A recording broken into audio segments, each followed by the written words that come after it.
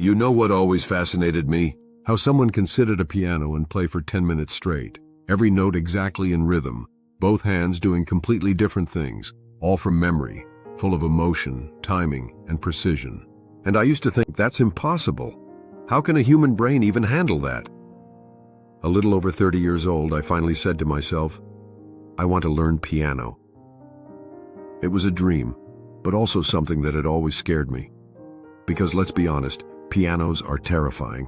88 identical keys, 3 pedals, thousands of notes, reading sheet music, hands that don't do the same thing, feet that do something else entirely. It just looked impossible, but I did it anyway. And now, a year later, I can play pieces I once thought were unreachable. Moonlight Sonata, Clair de Lune, songs from La La Land, even Boogie Woogie. And more importantly, I discovered a method that changed how I learn everything. Through piano, I learned something much bigger. There is a way to learn anything, truly anything, faster and better than 99.99% of people. It doesn't matter if it's investing, psychology, relationships, or horseback riding. There's a way to make even the most complex subject feel simple. I call it the piano method. And it's not just about piano, it's about life. Let's look at what makes piano so hard. A piece might have 9,000 or even 10,000 individual notes.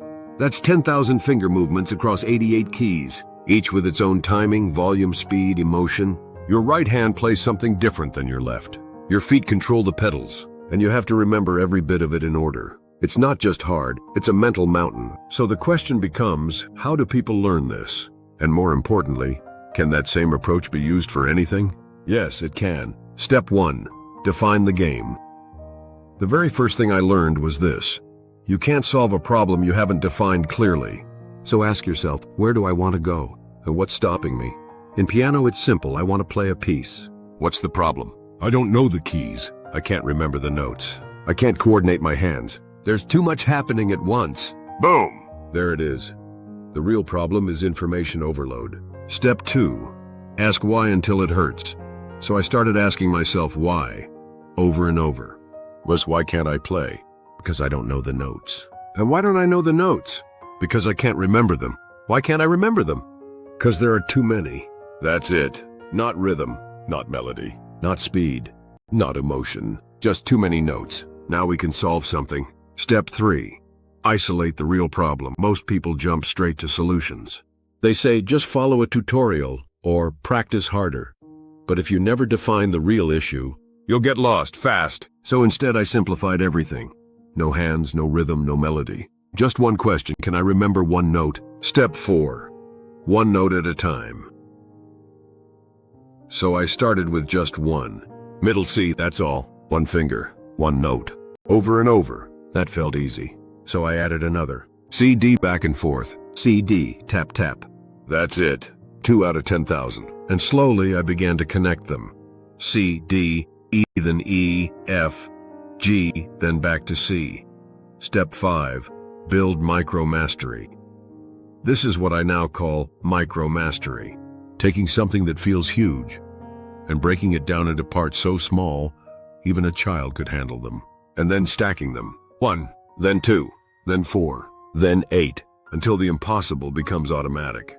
Step 6. Go slow to go fast. Here's where most people fail. They rush. They skip steps. They move on before they've mastered the basics.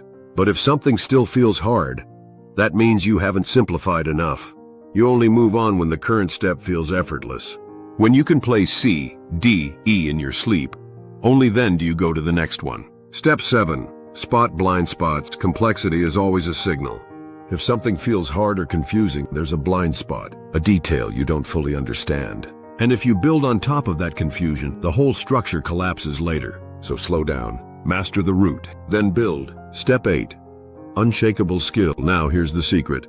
This doesn't just apply to piano. This method works for anything. In your career, in your business, in your relationships, in your learning. Break it down. Find the first step. Make it stupid simple. Repeat until it's second nature. Then move to the next. Step 9.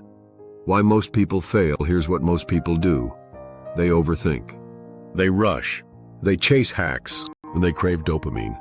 But mastery isn't about hacks. It's about clarity and patience. The good news? Almost no one has the patience, which is exactly why you can win. This is how I've learned the hardest things in my life. In music, business, psychology, even love. This is how I built unshakable skills. And how I stay calm when things feel chaotic. Not because I'm smarter, but because I go slower and go deeper. That's the piano method, and it changed my life. Now I want to know, what's your piano? What's the one thing that's always felt too hard to learn? Drop it in the comments. Let's break it down together. And if this helped you, hit like, subscribe, and share it with someone who's stuck. Because the world doesn't need faster learners. It needs deeper ones.